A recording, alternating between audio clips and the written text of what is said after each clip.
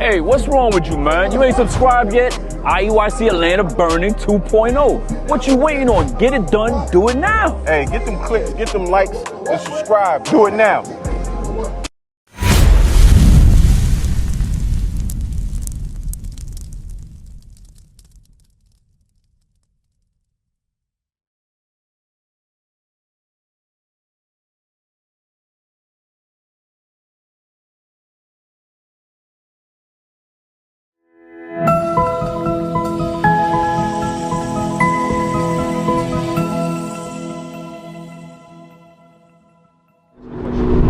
How many of us are used to going to church on Sunday? That's what we traditionally did. I know when I was growing, that's what we did, right? Now, the reason I asked that question is because you have a lot of our people. So let me explain. The whole reason for us being out here is we're looking to try to change the community, right? I think that we can agree, as you made a point, brother. Violence is everywhere. Drugs is everywhere. But when you look at where predominantly our people are, that's where you have a higher concentration of drugs and violence and those type of things, right? And we go to church every single Sunday, and that's how I was explaining to her before y'all got here, how we go to church every single Sunday, and it feels good, right? It's our grandmama took us to church, our aunties, and we go into church, but then once we come out of the church, we come out with the exact same problems as when we went inside of the church. So it's like we're spiritual and we're looking for solutions. We understand that things aren't the way that they're supposed to be, but we just don't know where to go to find it. Right. And that's why we have a lot of our brothers that's in Islam. You have people that believe in Egyptology. You have Christianity. You got Presbyterian. So many different beliefs. We're all over the place. But if we're the greatest people, how come we can't unite and come together and build our own? Why can't we do that? Because you got on black and purple. I mean, you got on black and purple. She got on white. You know what I'm saying? She might not like black and purple. I might not like black. You know, it's just, we got so many ways of division. It's too many ways. Too many ways of division, and it's not enough ways for us to come together.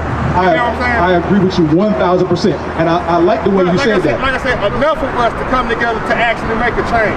And I agree 1,000%, and I like the way that you said it, because watch this. I'm gonna show you what the scripture says. Now, if we were to just apply just this one simple thing, watch this. Read. Zephaniah chapter 2 verse 1. Gather yourselves together. Yea, gather together, O nation, not desire. So now it says, gather together, O nation that's not desired. Now that's important now, because when you think about in the grand scheme of things, in the entire world, would you say, do you think that our people are the greatest people that ever exist on the face of this earth? Yeah and nay? Yeah. What do you say, my brother? Do you think our people are the greatest on the face of this earth? Yes, sir. Yes, sir. What about you, sister? You? Okay. If that's the case, now I agree with you. If that's the case, why is it that in every city that you find our people, we always in the hood and we always in the ghettos? Right. And it's always trash in our communities. Right. And we always live somewhere near a Martin Luther King Boulevard or something like that. That's right. Listen, and I'm from Atlanta. It don't matter if you're in Columbus, you're in Jacksonville, you can go to Arkansas, it don't matter. It's always Martin Luther King, and we in the ghettos and we in the hoods. It says that we're supposed to gather together a nation that's not desired. Well, hold on now. If we're the greatest, then why is it that our people are not desired? That's the question. Why are we not desired? That's the idea they put in our head. What you mean? What you mean? I like that. What you mean? I mean, we're in a white patriarchal system. This say a little loud. I want to make sure I hear you clearly. White patriarch system. Okay. This is the system we were brought to, and that's how we live. This is the system that they put in place for us. And it was never meant to serve us at any point. Okay. That same sheriff badge stood for runaway slaves. So I mean, it ain't. We're in a stolen land. We're stolen people in the stolen land. So nothing's gonna go right. And like I said, they're not gonna let anybody get true power to be able to unite us. You get what I'm saying? It's a bunch of systems in place that they put for us to kind of dumb us down, control our mind, and take away our spiritual power. Okay. Shalom, Israel. This is Bishop Nathaniel. I want you to know that you can view all our Sabbath classes live on IUIC TV. That's right, I said on IUIC TV. Download the app today. Shalom. I couldn't have said it more beautifully myself. And I appreciate that answer. And the reason I say this is because a lot of time when we have these conversations, you'd be surprised at how many of our people are afraid to say that the white man is the devil that the Bible speaks of. Right. Because here's the thing. How can you, I'm explaining it. One second. I want y'all to hear what it says. Watch this, read.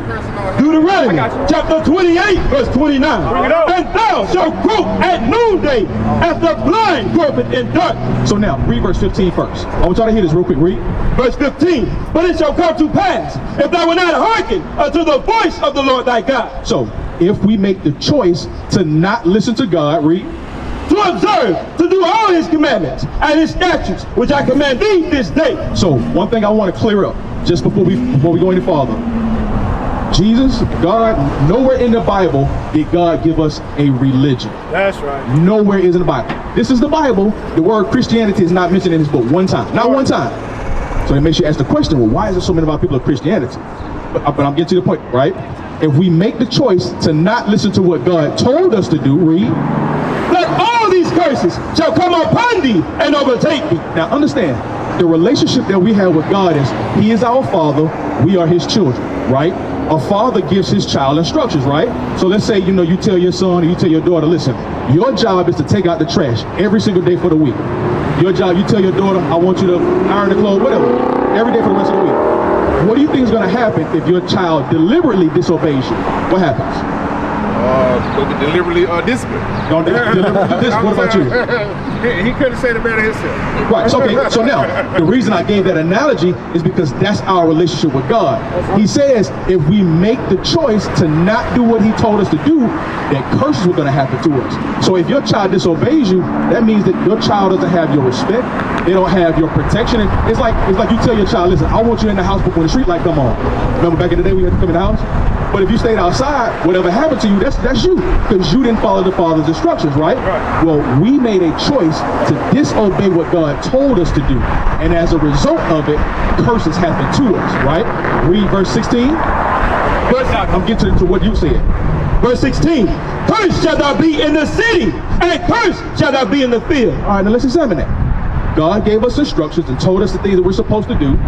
We made a choice to not do it, and as a result, we ended up being cursed in every city we went to, and cursed in the fields.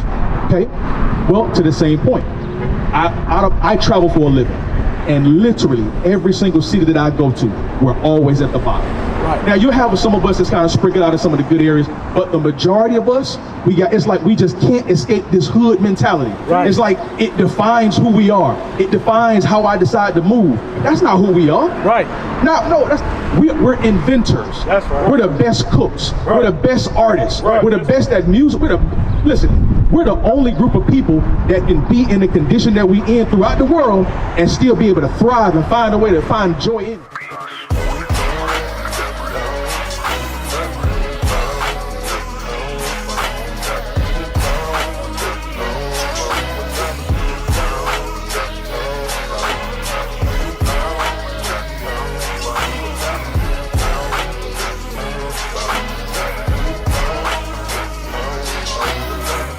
We're the only one to be able to do that. But it says not only cursed in the city, but also cursed in the field. Well, last time I checked, where is that? Put my sign. Last time I checked, we were cursed in the field. When you disobey what your father tells you to do, whatever ends up happening, it's on you, because you made a choice to not listen.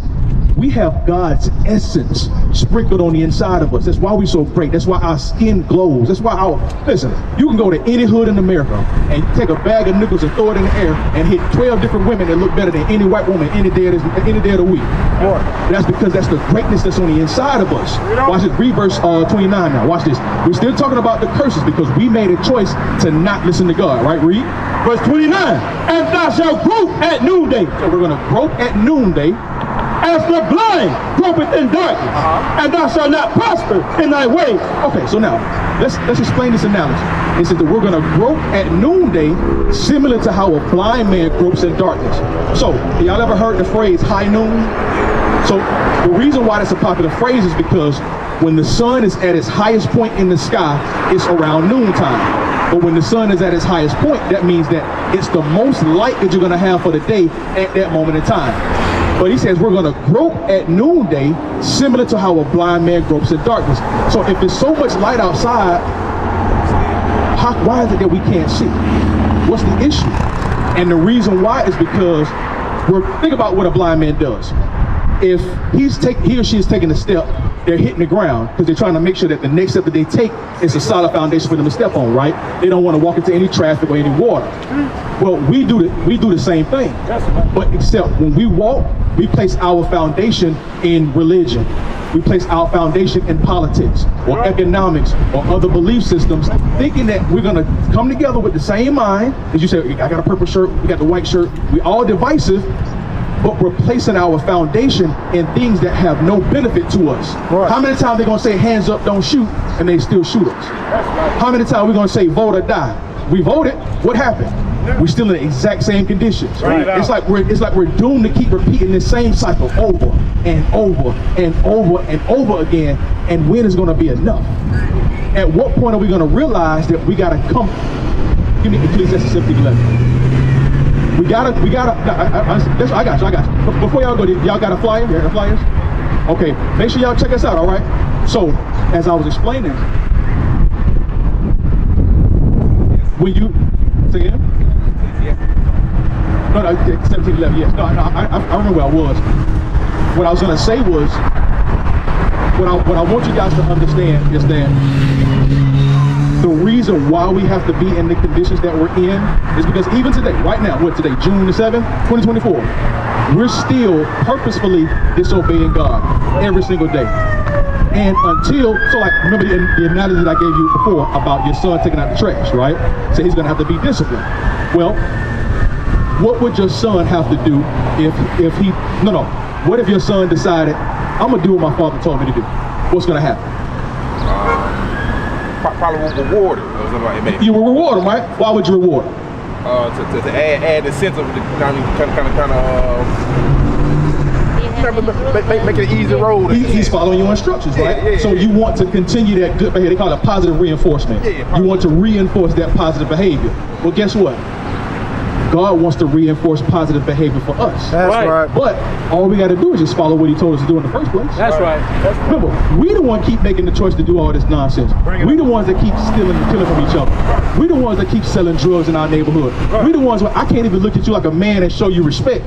I step on your shoes, you step on my shoes. We're ready to kill each other over nonsense. Over nonsense. I can't look at you like a princess. I look at you and the first thing I want to do is I want to lay down with you. Well, that's not how y'all doing today, man? Y'all been all right today? All right. Make sure the brother get a flyer. Yes, sir. But we're talking about our heritage. Right. And the greatness that we come from and the greatness that we're trying to get back to. All right? So watch this, read. Ecclesiastes chapter 17 verse 11. Beside this, he gave them knowledge. So beside this, God gave us knowledge, read. And the law of life for inheritance. So it says, beside this, God gave us knowledge and the law of life as our heritage. All right. So now, if I were to ask you, brother, what is our heritage? What is a heritage? What does that mean? What is heritage? Heritage is something that your forefathers has passed down to you. Okay, I like that. Okay, Yeah. give me some examples. Say for instance, like what we doing now with the pork and the pig. You know what I'm saying? Say for instance, I'm just gonna be honest. Hey, so we were raised up on eating swine. So, but we know now swine ain't good for. But the heritage that was passed down to us was that we eat swine, chitlins, and stuff like that, pig feet. Stuff like that wasn't really actually good for it, but it was a heritage. Okay, so the foods that we eat. All right, cool. Anything else? And I'm gonna deal with that point because that was a very heavy point that you made. I agree with it 100%. Anything else? What about? Like what you spoke on earlier, like our modern day heritage that kind of passed on, like what we got a preference of. Even with Christianity, you know what I'm saying? I'm gonna say our religions. Okay. Well, you know our religion, we wasn't taught we was Israelites or things like that, we taught that we were Christians and Jesus coming down to come get us. You know what I'm saying? And that's a heritage. At least that's the way I think. No, you know and I don't think you're wrong. Right. So we got food, we got beliefs. What about holidays? Yeah, holidays, right? Correct. What about we got holidays? What about what? Dress. What about how we dress? Yeah. What about how you and I deal with each other as men? Correct. How we deal with our sister? Correct. All of that's a part of our heritage. Correct. But now here's the question though: what holidays do we celebrate today? Talking about on a daily basis. I'm just talking about Christmas. We celebrate Christmas. Easter. Easter. What else we celebrate? Thanksgiving. We celebrate Thanksgiving. What else? Valentine's Day. Valentine's Day. What about birthdays? Birthday. Yeah, Celebrate birthdays. Right. Did you know that none of those things are a part of our heritage? Correct. None of those. I learned some of that too. 4th of July, Memorial Day, Right. Mother's Day, Father's Day, Christmas, your birthday. None of those was our heritage. It was not a part of what God gave us. But God did give us holidays that we're supposed to celebrate. He did give us food that we're supposed to eat. He did give us a way for us to dress and how to present ourselves as ambassadors for Christ. He even gave a specific way for how our sisters are supposed to dress and how they're supposed to carry themselves. It's all in the Bible, but it was never taught to us. Because what we're used to doing is going to church every single Sunday. We put on our Sunday's best. It sounds good, or we get to clapping, and everything's all good. But the truth in the scriptures very rarely, if ever, come out. Because here's the thing: if the Bible says and explicitly says that we're not supposed to be celebrating Christmas, I mean it describes it to a T, then you have to ask yourself, why is it that we're doing those things?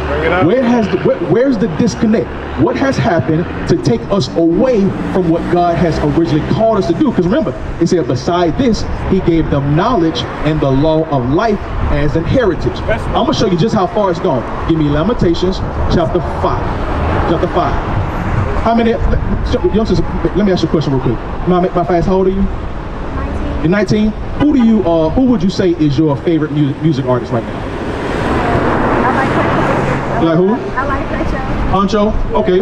That's your favorite right now? Any female? Any female? Like Megan Thee Stallion. Like Meg? Sexy Red. Red? Stuff like that. Okay, what about you? What about you? Which is your taste in music right now? NBA Youngboy.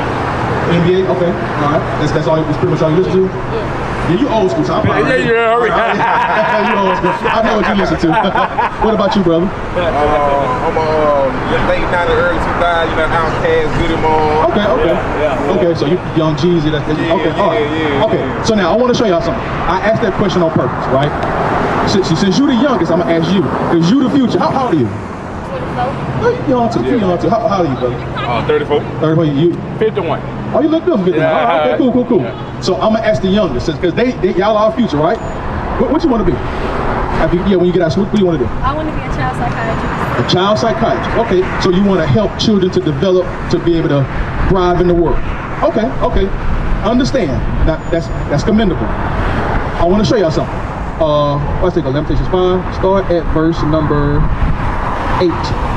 Lamentations chapter 5 verse 8. Bring it out. Servants have ruled over us. There is none that doth deliver us out of their hand. So it says, servants, what does it say again from top? Servants have ruled over us. So that says, servants have ruled over us. A servant's not supposed to be ruling. Right. A servant's supposed to be subservient, right? But it says, servants have ruled over us, read. There is none that doth deliver us out of their hand. And as a result, we can't be freed from their grasp, right? What that's talking about is the condition that we're in and the people that are over us. Now, here's a weird thing about it. It says that those people are servants, though. So how is it that we're at the bottom, but then the Bible's calling them servants? Okay. But as a result of us not being in our proper place, as a result of the servants ruling over us, verse 14. Verse 14, the elders have ceased from the gate. Real quick, who knows what's the purpose of a gate? What does a gate do? Either keep some in or keep some out. Okay, so you agree with that? So it protects, so if I'm inside the gate, it's gonna protect me from things that's on the outside, right? But it also, if I'm inside, well, it protects me from things outside, but it prevents people that's on the outside from getting in. But it says that our elders have ceased from the gates. Meaning, when you look at we've heard the name Dr. Martin Luther King, the Medgar Evers, the Malcolm X's. Those were our leaders in during that time in the 60s and 70s, right? And we look to them to guide us, to help us get through those tumultuous times. But they're not here anymore. Not only are they not here anymore, but they never actually took what was actually said in scriptures and dealt with the people directly from what it says. So now, as a result, we have to be subservient to these people. So we don't have that protection that we used to have, right? When it says that elders have ceased from the gate, meaning that those that were helping, that were for their people, we don't have them anymore. As a result of us not having our leaders, and I'm coming to you, young sister, read. The young men from their music. So now, as a result of our servants being over us, the young men have ceased from their music. I know you may be too young, but my brother right here can tell you of a time when hip hop first came out. It was positive. It was fight the power. It was Queen Latifah, UNITY, that's unity, right? You know that song, okay? All right, cool. So let me ask you, with what Sexy Red talks about today? No, I'm not poking fun. Because you say you want to be a child psychiatrist? Okay. Would you, as a child psychiatrist, would you have a problem with a young child listening to Sexy Red? Why? Because I feel like her music is too, bold for certain ages. Okay, all right. Y'all agree? What about NBA? Do you think that a child consuming that? Because here's the thing, whatever you put into your body, that's what's going to come out on a physical and spiritual level. For example, if we eat Bruce's ice cream every single day from now to the end of the year, what are we going to be like health-wise? We're going to be fat, you're going to be jacked up. Why? Because you're putting a lot of poison into your body consistently. The scripture says, out of the abundance of the heart, the mouth will speak. So what you can tell what a person consumes based upon how they speak and what they say. So, to your same point, if Sexy Red is not something that you would allow your child or the children that you're trying to help to listen to, what do you think it's doing to you? And the reason I ask that question is because you got to understand, when you continue to, in order for you to get better at anything, whether you want to cook or whatever you want to do, you have to do it over and over again through repetition, right? That's how you get good at anything. But if you consume Sexy Red, consume Meg Thee Stallion, consume NBA, and what is he talking? He always talking about murder. But think about what that's doing to your brain and your psyche. To the point. As a matter of fact, keep reading. So the young men from their music read. The joy of our heart is ceased. Our dance is turned into mourning. So now it says that even our dancing has turned into mourning. Now, I can remember a time, brother, we had a little two-step. We go hang out, you would go out and you do your little two-step, right? But now, the only dance that women do is twerking. Now I'm trying to figure out, when did twerking become the official dance for women? Bring it out. Women don't even dance no more. She's trying to back away because she know I'm talking about her. She ain't talking on that phone. It's okay. I'm just messing with you. But I'm trying to show you how we've gone far with it. Like I said, and I definitely commend you for what you want to do with your life. We got to deal with the children. And that's a part of the reason why we're out here right now. Our goal is to be effective in the minds of our brothers and sisters with the hopes that you would change. Remember the analogy that I gave you, right? Your son would do what you asked him to do. God is only requiring us to do exactly what he told us to do. He said he gave you a heritage, not a religion. He gave us a diet that we're supposed to follow. He gave us holidays. How many of you ever heard of the Feast of Tabernacles? Have you heard of the Feast of Tabernacles? I actually have heard of it. I don't know the time frame that it is. What about the Feast of Trumpets? I think I've heard of that. Here's a popular. I'm sure everybody heard it. What about Passover? Everybody heard Passover? Passover? Did you know that belonged to us? You didn't know that belonged to us? And watch this. Revelations 2:9. So I want to show you. All this stuff has been in the Bible the whole time, but why are we doing somebody else's belief? Bring it out. Listen, this is what we do. Everything that we do today comes from this man right here, young sister. Everything that we do today, including the music that we listen to, comes from this man right here. Did you know that this is actually a real person? This is a real person. His name is Cesare Borgia. His father is Pope Alexander the Sixth. Fifth of Rome. His father was an actual pope. And Leonardo da Vinci, I was going to say DiCaprio. Leonardo da Vinci was hired to paint his son, Cesare Borgia, and they put him as the image of Christ. There's even a show on HBO called The Borgia, B-O-R-G-I-A. You can look it up. It's about his family. You could go, as a matter of fact, you got your phone out, do me a favor. Can you go to Google for me? Whoever got their phone, go to Google, and I'm going to tell you how to spell it. Just so you know I ain't telling you no lie. Where you at? Okay, you want to read that. So when you go to Google, he was gay too. Yeah. That's what a lot of them like to do. Yeah, right. They like to play with dolls and all that stuff like that. Right. So C-A-E-S-E-A-R, I think is how you spell it. C-E-S-A-R-E. And then after that, put space B-O-R-G-I-A, and then press enter and go to your images and tell me what you see.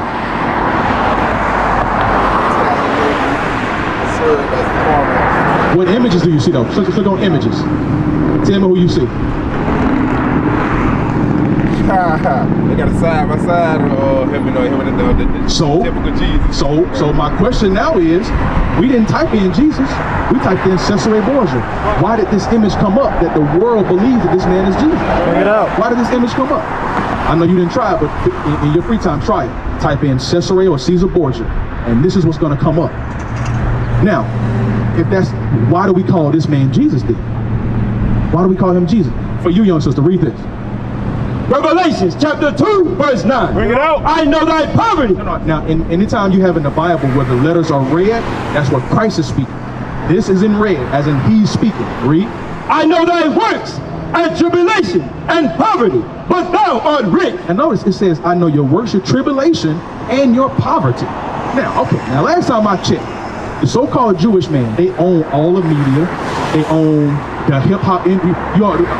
It don't matter where in the music industry you go, you can't go nowhere higher than nothing without having to go through a Jewish man. Right. Hold on now, how are they in poverty though? He says, I know your works, what tribulations have they gone through? And poverty, how can you be impoverished if you own everything? Right. So it's clearly not talking about them, but to the ones he's talking to, he says, but actually, you're rich. You have a lot more value than what you think that you have. Read. No. And I know the blasphemy. Wait. What's a blasphemy? What's blasphemy? The lies that you put out. A lie. Okay. Yeah. So Christ says, I know the lie. Read. Of them that say they are the Jews. I know the lie of them that say they're Jews. And are not. Wait a minute now. Hold on. Christ said, I know that there's a group of people that's lying and saying that they're Jews, but they're actually not. Read. But are the synagogue of Satan. Wait, so now, should we believe what Christ said? Have you ever heard that before? Have you ever heard that before? He says, I know that there's a lie going around of people claiming to be you. Right. That's what's going on right now. And as a result of people claiming to be you, and you got to understand how much it takes to be able to hide the identity of a whole group of people. It takes money on top of resources, on top of government, on top of years and years and years of systematic oppression. I have to convince you that you're not who you are, but instead you're African American. How can you be from Africa and America? Bring it out. Watch this. Where in Africa? Where are we from in Africa? Anybody? Ain't nobody coming. You know why? Exactly, because that's the blasphemy of them that say that they are Jews, but they're not. They're the synagogue of Satan. That's right. And Satan is their God who they worship. So then, where's our heritage? Where's our culture? Where's our foods that we're supposed to eat? Where's our holidays? You see what I'm saying? And that has been lost in time. That's why we're out here. Our whole goal and our whole mission is to bring the people back. Right. Listen, it's our heritage is in the Bible.